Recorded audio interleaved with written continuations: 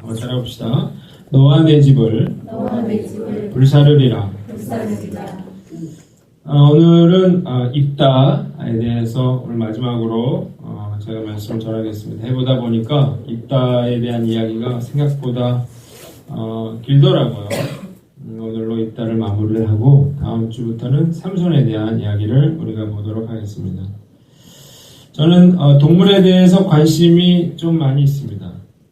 동물에 대한 프로그램 뭐 있나요? 동물의 왕국 같은 거 어렸을 때부터 아주 유심히 이렇게 봤습니다. 그래서 사실 좀 개라든지 이런 걸 키우고 싶은 마음이 있는데 여건이 안 돼가지고 못하고 있어요. 제가 가장 좋아하는 동물은 사자입니다. 사자. 강력한 힘 그리고 순발력으로 막 달려가서 자기보다 훨씬 큰 그런 물소 같은 걸 이렇게 제압하는 걸 보면 참 감탄이 나옵니다. 장성한 수사자는 갈기가 이렇게 있어요. 그래서 정말 백수의 왕이라고 하는 말이 나올 만큼 참 멋져 보입니다.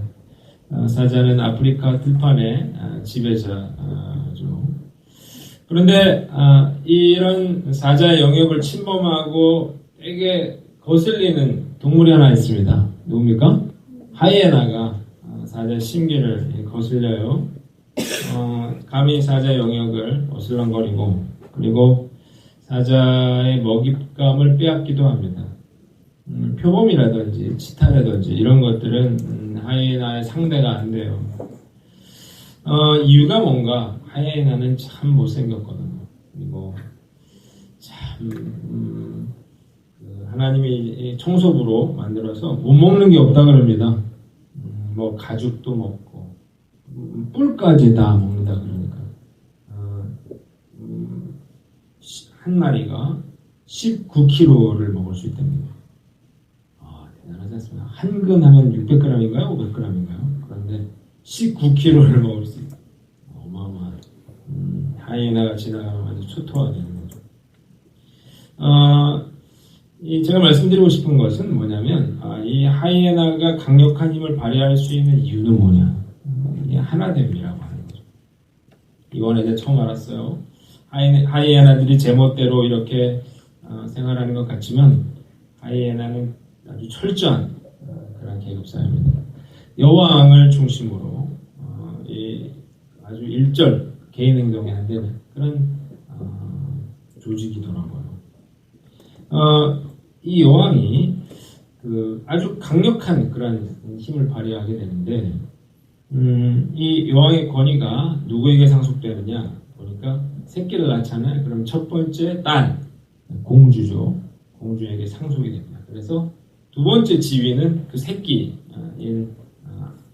그 공주에게 이제 그 지위가 물려지게 되는데 그래서 2인자로 이렇게 처음부터 그렇게 키워지더라고요. 그래서 수컷들도 이 아양을 막 부리고 그 새끼한테 절대 복종하는 그런 걸 보고 제가 깜짝 놀랐는데요.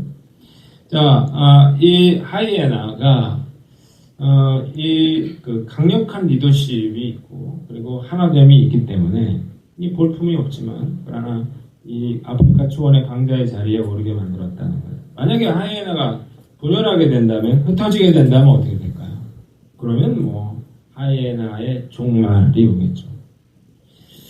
며칠 전 비무장지대에서 이 지뢰가 폭발했어요. 그래가지고 우리나라 병사 둘이 다리를 잃었는지 이런 사고가 발생이 됐습니다.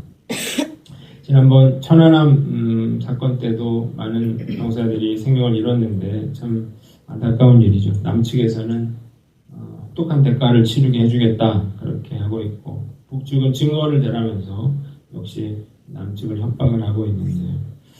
동족 간에 이런 일들이 일어나고 있는 게 참 안타깝습니다. 지구상의 유일한 분단 국가로서 분열의 아픔이라고 하는 걸 참 우리가 날마다 우리가 경험하며 살고 있어요. 이 분열이라고 하는 것 참 힘든 일, 고통인 것 같아요. 가정에도 분열의 아픔이 있고 또 교회도 그렇습니다. 하나 되지 못한다고 하는 것은 큰 고통이고 슬픔입니다. 오늘 우리가 읽은 본문은 이스라엘의 내전에 대한 이야기입니다. 이 입다와 길르앗과 또 에브라임 지파가 내전을 벌이는 그런 이야기인데요. 저는 말씀 묵상하면서 하나됨이 얼마나 중요한가 이런 생각을 했어요. 그러면서 뭘 깨달았냐면 하나됨이 어떻게 깨어지는가, 그리고 하나됨이 깨어졌을 때 어떤 결과가 초래되는가를 한번 살펴보고, 우리가 정말 우리 안에 하나됨을 이루고 주님의 사랑으로 하나되는 저와 여러분들 되시기를 주님의 이름으로 축원합니다. 오늘 우리가 읽은 본문의 내용은 이런 거예요. 이따가 암몬 족속과 싸워서 전쟁에서 승리를 했습니다. 자, 그러면 막 이렇게 축하해야 되고 또 환호성이 있고 감사가 있어야 되는데, 지난주에 우리 입다의 소원 때문에 좀 힘든 그런 상황이 있었죠. 자, 그런데 이번에는 에브라임 지파가 찾아왔어요. 요단강을 건너서. 그리고서 시비를 거는 거예요. 무슨 시비를 거냐면, 왜 전쟁할 때 우리를 안 불렀냐는 거죠. 그러면서 뭐라고 했어요? 우리가 반드시 너와 내 집을 불사르겠다. 이렇게 심하게 협박을 했어요. 그래서 이따가 그게 사실이 아니다는 걸 밝히죠. 이 전쟁 때 자신이 에브라임에게 도움을 청했지만 그들이 도와주지 않았어요. 그리고 터무니없는 그런 트집을 잡는다는 거예요. 그러자 에브라임 사람들이 입다와 길르앗에게 이번에는 모욕을 줍니다. 오늘 뭐라고 되어 있어요? 너희 길르앗 사람들은 에브라임에서 도망한 자라는 거예요. 그리고 에브라임과 므낫세로부터 이탈한 자들이라는 거죠. 그러니까 너희는 우리 이스라엘 백성이 아니다 이렇게 된 거거든요. 그래 격분한 입다가 이제 길앗 군사들을 모아서 전쟁을 하게 되는데, 암몬 족속과도 싸워서 이겼는데요. 상대도 되지 않죠. 그래서 대패하고 이제 에브라임 사람들이 막 도망을 가기 시작을 해요. 근데 이제 요단강을 건너왔거든요. 그러니까 요단강을 건너가야 되니까 입다가 어떻게 해요? 요단강 나루턱을 시키는 거죠. 자, 그리고 이제 똑같잖아요. 같은 동족이니까. 그러니까 어떻게 이 사람들을 에브라임 사람을 가려내느냐? 그걸 이제 발음으로 가려내는 거죠. 오늘 보니까 뭐라고 했어요? 쉬볼렛이라고 하는 말. 개울이 냇가 이런 뜻인데, 쉬볼렛을 시볼렛이라고 발음을 하면 어떻게 되는 거예요? 에브라임 사람이로 들통이 나는 거죠. 그래서 그거를 시켰다는 거예요. 그런 거 있잖아요. 경상도 사람들이 쌀을 살이라고 하는 사람들이 있대요. 우리 미영 씨는 내가 그 얘기했더니 걔 나한테 쌀 자기는 할 수 있다 그래요. 그래서 알았다고 할 수 있는 사람들이 있다 그래요. 쌀을 살이라고 하는 사람들이 있어요. 그리고 예전 대통령 하나는 뭐라고 했어요? 경제를 뭐라고 했어요? 갱제를 살려야 된다 그렇게 얘기했는데 그런 거예요. 이렇게 제 입에 붙은 사람들은 그런 발음이 안 된 발음이 있는 거예요. 그래서 쉬폴렛이라고 발음 못하는 사람들을 잡아다가 어떻게 해요? 그들을 죽여버립니다. 자, 이날 죽은 에브라임 사람들의 숫자는 무려 42,000명이었는데요. 이건 참 어마어마한 그런 이스라엘의 내전이었다는 겁니다. 오늘 제가 본문을 통해서 두 가지를 한번 생각해 보려고 해요. 첫째는 에브라임의 어리석은 행동입니다. 한번 따라합시다. 에브라임의 어리석은 행동. 자, 이 에브라임이 참 이해가 안 가죠. 전쟁에서 승리해서 참 좋은 날 요단강을 건너왔는데 그냥 온 게 아니라 군사를 이끌고 왔으면 전쟁하자고 온 거예요. 자, 축하하고 감사하고 승리를 나누고 이래야 되는데 지금 화가 나서 왔어요. 그 이유가 뭐냐를 세 가지로 살펴봅니다. 첫째는 교만함 때문이었습니다. 한번 따라합시다. 교만함. 자, 왜 에브라임 지파가 화가 났느냐? 에브라임 지파는 이스라엘 지파 중에서 가장 큰 지파였습니다. 가장 영향력이 있는 그런 지파였다고요. 그래서 자기들은 우월하다고 하는 그런 우월감과 자부심이 있었습니다. 자, 그런데요, 이 전쟁은 누가 이겼습니까? 입다와 길라 족속들에 의해서 이 전쟁을 이기게 되잖아요. 이게 이제 자존심에 받아들여지지가 않는 거죠. 자, 4절을 보면 뭐라고 했습니까? 너희가 에브라임에서 도망간 자다. 그 에브라임과 므낫세 중에 있다. 이 말은 이 길라 사람들과 입다의 그런 감정을 상하게 하는 그런 말이었는데요. 이 말은 뭐냐? 너희는 거기서 근본을 모르는 사람들이다. 이런 거예요. 보잘것없는 작은 분파고 또 입다에 대해서는 뭐가 있는 거야? 너는 기상의 소생아, 독당에서 불황자들하고 어울리던 자가 이런 시욕적인 그런 조롱의 말이었다는 거예요. 자, 교만. 이게 결국 어떤 건가 우리가 생각을 해봐야 돼요. 교만이 결국 첫째로 뭘 가져오냐면 다툼을 일으킵니다. 자, 교만한 사람이 있으면 반드시 다툼이 일어나게 됩니다. 뭐 당연하겠죠. 교만한 사람 뭐라고 생각합니까? 나는 우월하고 너는 하찮다. 이렇게 깔보게 되니까 그걸 좋아할 사람이 어디 있어요? 그러니까 교만한 사람이 있으면 반드시 다툼이 일어나게 됩니다. 에브라임의 교만함. 우리는 이런 우월한 집하고 너희는 하찮은 사람들이다 라고 하는 것. 결국 길앗에 대한 무례함으로 나타나죠. 재미있는 것은 이 교만함과 수치감, 열등감 이거는 같은 짝이에요. 그러니까 교만한 사람이 열등감이 많습니다. 이게 왜 그러냐면 교만한 사람은 나보다 못한 사람들 보면 자식 저거밖에 못해? 이렇게 생각을 하기 때문에 내가 교만해지는 거죠. 자기보다 잘난 사람 보면 어떻게 됩니까? 자기보다 잘났잖아요. 그러니까 열등감이 생긴단 말이에요. 교만한 사람은 반드시 열등감도 심하게 되어 있습니다. 자, 교만하면 싸우게 돼요. 또 이 교만은 성경은 뭐라고 말합니까? 멸망으로 이끈다고 했습니다. 잠언 16장 18절에 보면 교만은 패망의 선봉이요 거만한 마음은 넘어짐의 앞잡이다 이렇게 말을 했는데, 자, 에브라임을 보세요. 이 교만해서 지금 싸우자고 덤볐어요. 그래서 어떻게 됐습니까? 전쟁이 일어나서 수많은 사람들이 죽었잖아요. 자기만 망하는 게 아니라 다른 사람들에게까지 고통을 주었습니다. 자, 나는 어떤가 생각해 보는 거죠. 나는 교만한 사람인가 아닌가 우리가 생각해 보면 또 교만한 사람들은 뭐라고 생각하면 자기가 더 겸손하다고 생각을 한단 말이죠. 교만한 사람들의 특징이 있어요. 화를 잘 낸다. 교만하니까 화를 내는 거거든요. 겸손한 사람은 자기가 부족하다고 하는 그걸 아는 사람은 화를 잘 안 내요. 그러면서 어떻게 해요? 다른 사람 무시하죠. 또 잘난 사람 앞에서는 열등감을 괴로워하게 되죠. 이러니까 이 하나됨이 깨어지게 되는 것입니다. 자, 누가 교만하기 쉽습니까? 가진 사람. 못 가진 사람보다 가진 사람이 교만하기 쉬워요. 누가 교만하기 쉬워요? 다른 사람들보다 잘생기고 예쁜 사람, 이런 사람이 교만하기 쉽죠. 누가 교만하기 쉬워요? 다른 사람들보다 많이 배운 사람, 학식이 있는 사람, 교만하기 쉽죠. 누가 교만하기 쉬워요? 내가 교회 생활을 오래 한 사람들, 많이 아는 사람들, 교만하기 쉽습니다. 자, 교만하면 어떻게 돼요? 자기도 망하고 다른 사람도 망하는 거예요. 그리고 어떻게 더 나쁜 것은 교만이 뭘 깨뜨려요? 하나됨을 깨뜨리는 거죠. 이스라엘 지파. 이스라엘 그 나라가 깨어져서 전쟁을 하는 그런 상황이 되었다는 거예요. 우리가 교만한 마음 내 안에 있는지 잘 들여다보시고 왜 다툼이 일어나는지 다른 사람 때문이 아니라 내가 교만해서 그런 거거든요. 우리가 이 사실을 분명히 깨닫고 우리가 나 자신을 다른 사람 나보다 낮게 여기고 나를 낮추고 우리가 교만에 빠지지 않는 저와 여러분들 되시기를 바랍니다.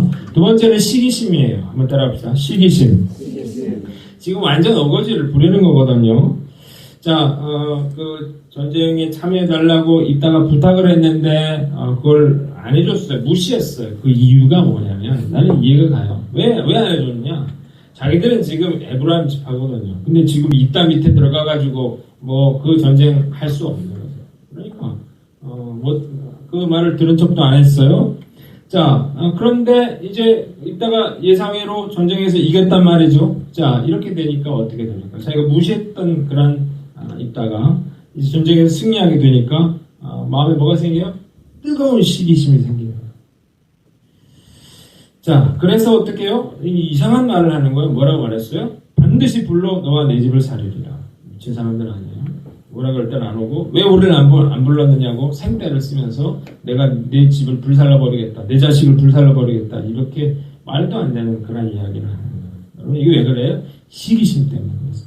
시기심이 생기면 질투에 빠지면 사람이 이성이 사라지게 됩니다. 돌아버리게 돼요. 그래서 어떻게 해요? 정말 실수할 수가 있는 거예요. 시기심에 사로잡힌 인간은 그 어떤 짓이라도 저지를 수가 있습니다. 중병에 걸린 두 사람이 병원에 같은 병실에 입원을 했습니다. 이 병실에는 바깥을 내다볼 수 있는 창문이 하나밖에 없었어요. 이 둘 중에 한 사람은 이 치료의 과정으로 오후에 1시간씩 침대 위에 앉아 있도록 허락을 받았습니다. 그러나 다른 한 사람은 하루 종일 누워 있어야만 했어요. 매일 오후가 되면 창가의 환자는 이제 앉아서 바깥 풍경을 바라다보고 그 풍경에 대해서 설명을 해줍니다. 창을 통해서 호수가 내려다 보이고 오리와 백조들이 떠다니고 그리고 아이들이 와서 모이를 주고 있다. 누워있는 환자는 이야기를 즐겁게 들으면서 생생하게 들려주는 그런 묘사를 통해서 자기가 마치 바깥을 내다보고 있는 듯한 그런 착각이 들곤 했어요. 그러면서 무슨 생각을 했냐면 왜 창가에 있는 저 사람만 이 특권을 누리고 있는 것인가? 침대 위치를 바꿀 수만 있다면 무슨 일이든 하고 싶다. 이렇게 생각을 했어요. 어느 날 밤에 이 창가의 환자의 병세가 갑자기 위독해졌습니다. 그런데 이 옆에 있는 환자가 비상벨을 눌러줘야만 했는데도 불구하고 가만히 지켜보고만 있었어요. 결국 시간이 흘렀고 이 창가 환자의 숨이 멎었어요. 아침이 되자 간호사들이 이 시체를 이제 치워갑니다. 마침내 맞은편 환자의 침대가 창가 쪽으로 이제 자신이 옮겨졌어요. 그는 안간힘을 다해서 일어났어요. 그리고 얼른 창밖을 내다봤는데 그러나 창밖에는 아무것도 없었습니다. 맞은편 건물의 회색 담벼락에 가로막고 있었던 거예요. 아름다운 호수 이야기는 자신이 죽도록 내버려둔 환자가 그에게 희망을 주기 위해서 지어낸 이야기였다는 거예요. 여러분, 시기심이라고 하는 것이 얼마나 위험하고 얼마나 무서운 것인지를 우리가 잘 알 수 있는 이야기입니다. 시기심이 뭐냐? 남이 잘 되는 걸 싫어하는 거, 미워하는 거예요. 그래서 어떻게 돼요? 자기도 망하고 다른 사람도 망하게 만드는 것입니다. 우리가 어떨 때 시기심을 느낄까요? 우리가 한번 생각을 해보면 우리가 다른 사람, 나보다 잘생긴 사람, 예쁜 사람 시기할 수 있죠. 내가 다른 사람이 가진 소유, 다른 사람이 타고 있는 자동차, 다른 사람의 집, 뭐 다른 사람의 핸드폰, 다른 사람의 옷, 뭐 여러 가지 이런 것들 시기할 수 있죠. 또 뭘 시기합니까? 다른 사람 남편도 시기할 수 있습니다. 다른 아내도 시기할 수 있고 또 뭘 시기할 수 있어요? 남의 집 아이가 잘 될 때 우리 아이가 하고 비교해서 마음속에 시기심이 끌어올라요.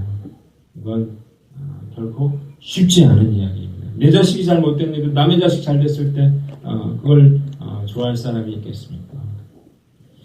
자, 이게 사실 나하고 상관없는 사람이 잘 되면 아무렇지도 않아요. 그런데 누가 잘 되면 나와 관련이 있는 사람이 잘 되면 마음이 힘들어지는 거예요.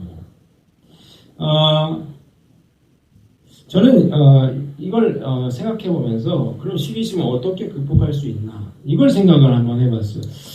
왜 그 에브라임 지파가 이렇게 시기심에 빠졌나를 생각을 해봤더니 보는 시각이 잘못된 것 같아요. 그러니까 무슨 시각으로 봤어요? 나라는 시각으로 봤던 거죠. 그러니까 나라는 시각으로 보니까 나는 에브라임 지파, 너는 뭐야? 길라 이렇게 되는 거거든요. 그러니까 남이죠. 자, 만약에 에브라임 지파가 우리라는 관점으로 봤어요. 우리 이스라엘 이걸로 봤으면 어떻게 됐어요? 그러면 길라앗의 승리는 누구의 승리가 됩니까? 나의 승리가 되는 거거든요. 그러면 어떻게 돼요? 이따의 승리를 축하할 수가 있었던 거죠. 그런데 나는 에브라임이고 너는 길라앗이고 이러니까 어떻게 돼요? 마음에 시기심이 생겼더라는 것입니다. 여러분, 우리의 관점으로 보면 시기심이 사라지게 됩니다. 사촌이 땅을 사면 뭐가 하다? 배가 아프다. 이 말은 사실이거든요. 근데 왜 사촌이 땅을 사면 배가 아프냐는 거죠. 그걸 내 관점으로 보는 거예요. 나하고 사촌은 남이라고 생각하니까 배가 아픈 거죠. 그러나 우리 가족이라는 관점으로 보면 어떻게 돼요? 사촌이 땅을 사는데 왜 내가 기분이 나쁩니까? 저는 여러분들이 다 잘 되시기를 바랍니다. 나는 이게 진심이에요. 왜 그러냐? 여러분들이 잘 되는 거고 누가 잘 되는 거예요? 내가 잘 되는 거거든요. 여러분들이 돈 많이 벌고 뭐 잘 됐어요. 그러면 나 밥이라도 한번 사주지 않겠습니까? 내가 그걸 싫어할 이유가 전혀 없는 거죠. 어떤 관점으로 보니까 우리 교회라고 하는 관점으로 보니까 우리 교회 사람들이 잘 되면 곧 뭐예요? 내가 잘 되는 거라고 저는 생각을 하게 되는 거죠. 자, 시기심이라고 하는 것은 자꾸 이런 우리라는 관점으로 보지 않고 나라는 관점으로 보도록 만들어요. 그래서 다른 사람이 잘 되는 것을 어떻게 해요? 내가 그걸 보고 좋아하기보다는 그걸 보고 시샘을 내고 화를 내고 이렇게 에브라임 지파처럼 그렇게 미워할 수 있는 그런 상황이 될 수 있는 거예요. 자, 여러분, 그러니까 중요한 건 어떻게 해요? 좀 넓게 보려고 노력하시기 바랍니다. 우리의 관점으로 보세요. 우리 교회, 우리 나라, 온 인류의 관점으로 보면 어떤 사람의 성공도 어떻게 돼요? 우리가 축하해 줄 수 있다는 것입니다. 우리가 이런 시기심이라고 하는 것, 이것이야말로 우리가 하나님을 깨뜨리는 데 있어서 정말 중요한 요인이다라고 하는 사실을 깨닫고 우리가 이런 시기심을 잘 관리하는 저와 여러분들 되시기를 바랍니다. 세 번째는 욕심이에요. 한번 따라합시다. 욕심.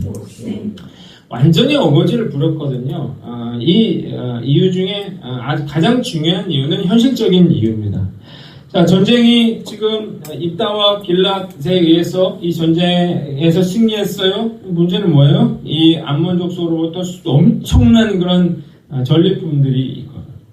그런데 지금 자기들이 참여를 안 했잖아요. 그러니까 지금 전리품들을 나눈 데 있어서 자기들이 배제되게 됐어요. 그러니까 그걸 참을 수가 없어서 와서 지금 이렇게 시비를 걸고 있는 거예요.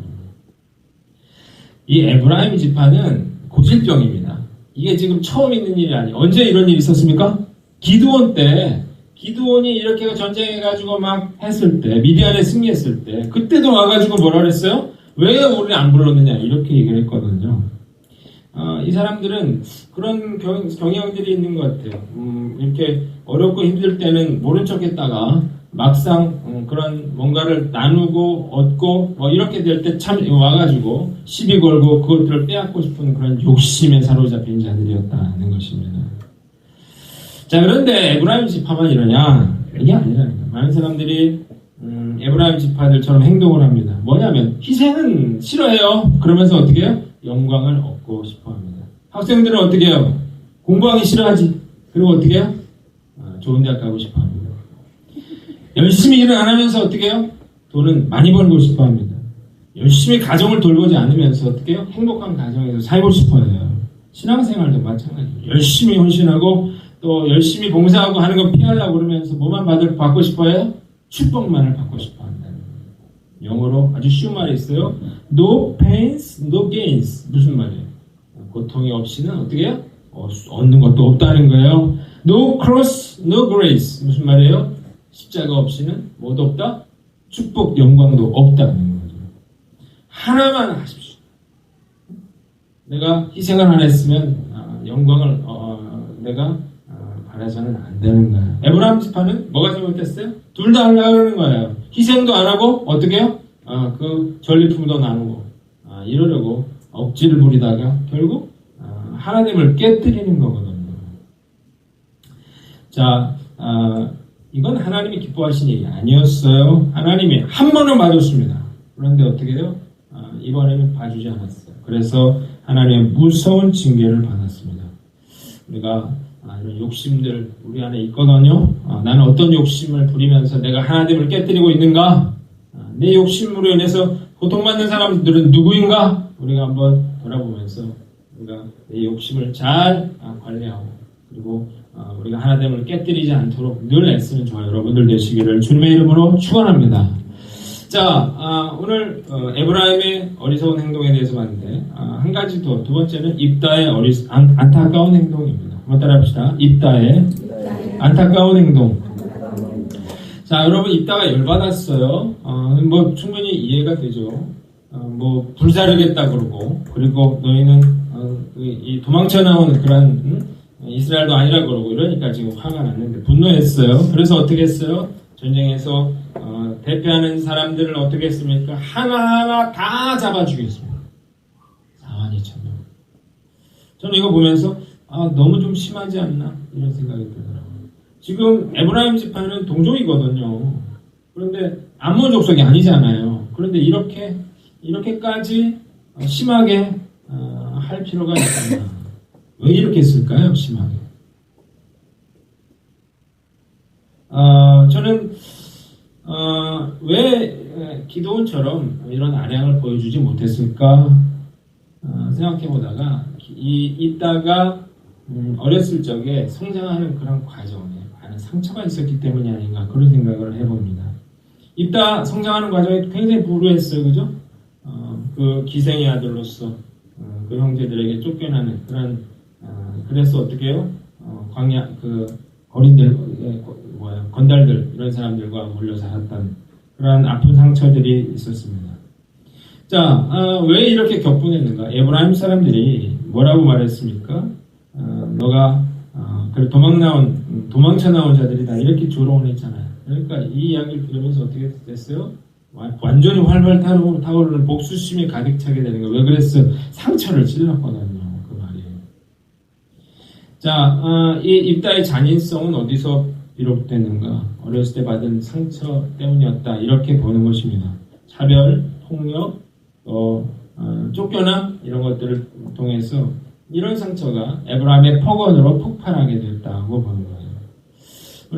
우리도 자라오면서 우리 안에 그런 쓴뿌리 상처들이 있습니다. 어떤 사람은 술 취한 아버지로부터 받은 상처가 있고요. 또 언어와 폭력의 상처들이 있고, 내가 늘 인정받지 못한 그러한 상처가 있고, 내가 늘 차별당한 그러한 상처가 있고, 그리고 깨어진 가정에서 받은 상처가 있고, 성적으로 학대받은 그러한 상처가 있고, 이런 사람들은요, 순간 이런 비슷한 상황에 처하게 되면 분노가 폭발되게 돼 있어요. 그래서 이런 분노가 어디에 터져요? 약한 사람들, 자기 자식들, 가족들에게 터지는 경우가 많이 있다는 거예요. 이런 쓴뿌리들을 어떻게 치유할 수 있는가? 다른 걸로, 어떤 걸로도 안 되는 것 같고요. 이 유일한 방법은 이걸 씻어내는 수밖에 없습니다. 여기에 그 잉크 같은 걸 타고 막 흔들면 완전 까만 물이 되거든요. 기다리면 어떻게 돼요? 잉크가 다 가라앉아서 위에는 깨끗한 물처럼 보입니다. 그런데 어떻게 누가 이걸 막 흔들면 다시 어떻게 확 뒤집히거든요. 자, 이건 그냥 놔둔다고 해결된 문제가 아니에요. 이걸 어떻게 해야 됩니까?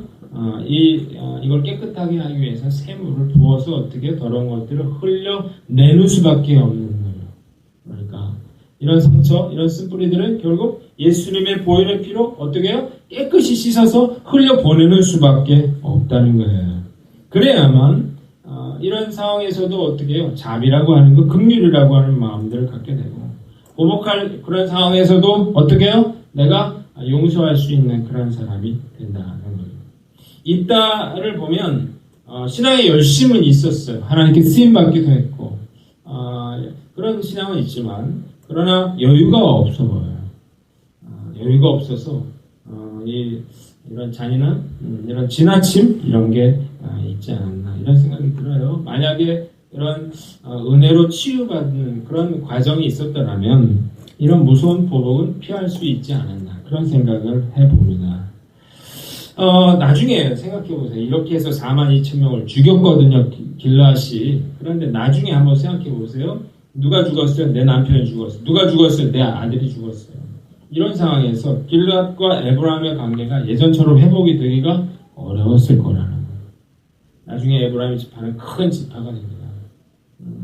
이런 것들이 좀 자비가 도망치는 사람들은 그냥 도망가도록 그렇게 허락을 해줬으면 나중에 그 후손들이 그렇게 마음에 짐이 덜했을 텐데 이런 자비심 없이 용서함 없이 이런 행한 그런 복수들 이런 것들을 통해서 참 후대에도 그런 어려움이 있지 않았을까 그런 생각을 해봅니다.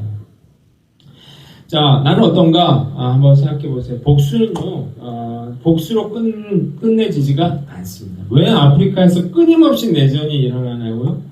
그것은 그 한 부족이 한 부족에게 복수를 하고 또 복수를 하고 복수가 계속해서 이어지기 때문에 내전이 일어나는 거거든요.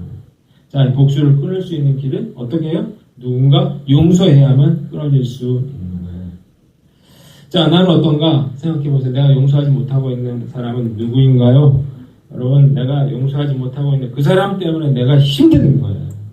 그래서 내가 용서하지 않기 때문에 내가 행복하지 못하는 거죠.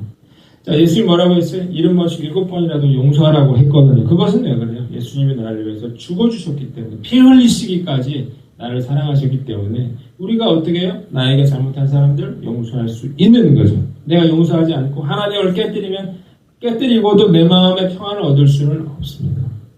이스라엘 백성들이 전쟁에서 승리했어요. 그러면 너무 기뻐하고 즐거워하고 해야 되는데 그 전쟁의 승리는 어디로 가고 어떻게 해요? 눈물과 슬픔과 한숨과 참 보복과 이러면서 참 승리가 발해가는 그런 모습을 우리가 보게 되는 거예요. 자, 여러분들 가정에서 내가 용서하지 못하고 있는 그런 부분들은 무엇인가요? 오늘 그거 예수님의 피로 주님 내 안에 있는 그런 쓴뿌리들, 억울함들, 상처들 다 씻어주시옵소서 이렇게 기도하는 저 여러분들 되시기를 바랍니다. 주님 내 마음의 상처, 이건 내 힘으로 안 되거든요. 내 안에 억울함 이런 것들, 부당하다고 생각하는 생각들 이런 것들 내 힘으로 안 되죠. 예수님께서 씻어내 주시면 어떻게 돼요? 내가 용서할 수 있게 됩니다. 용서하고 내가 이 하나됨을 위해서 노력하면 그 하나됨이 나에게 주는 만족, 하나됨이 나에게 되는 축복, 그걸 누릴 수가 있는 거거든요. 이스라엘 백성들은 그걸 누렸어야 되는데 어떻게 돼요? 하나됨을 깨버렸어요. 욕심, 시기심, 교만함 이런 걸로 깨버렸어요. 용서하지 못했어요. 그래서 어떻게 돼요? 전쟁에서 승리했지만 그 감사와 기쁨과 은혜를 잃어버리는 거예요. 자, 오늘 저는 북한 땅도 그런 생각을 합니다. 왜 저런 짓을 할까? 저 사람들은 관심을 가져달라는 거예요. 관계 회복에 대한 노력을 하라는 거거든요. 그 말은 틀린 말이 아닙니다. 우리가 부담스럽고 참 억지를 쓰고 하지만 그러나 어쨌든 꾸준한 남북과 그런 관계를 회복을 위한 노력들 없이는 계속해서 이런 일들이 반복되는 수밖에 없고 이걸 보복으로 응징하면 결국 서로 보복하게 되는 거거든요. 누가 어떻게 했느냐는 중요하지 않고요. 우리가 오늘 우리 가정을 돌아보고 우리 교회를 돌아보고 이 나라 민족을 돌아보고 한국 교회를 돌아보면서 정말 우리가 하나됨을 어떻게 하면 우리가 이루어 나갈까를 고민하면서 우리가 하나님 주신 축복과 은혜를 누리시는 저와 여러분들 되시기를 주님의 이름으로 축원합니다.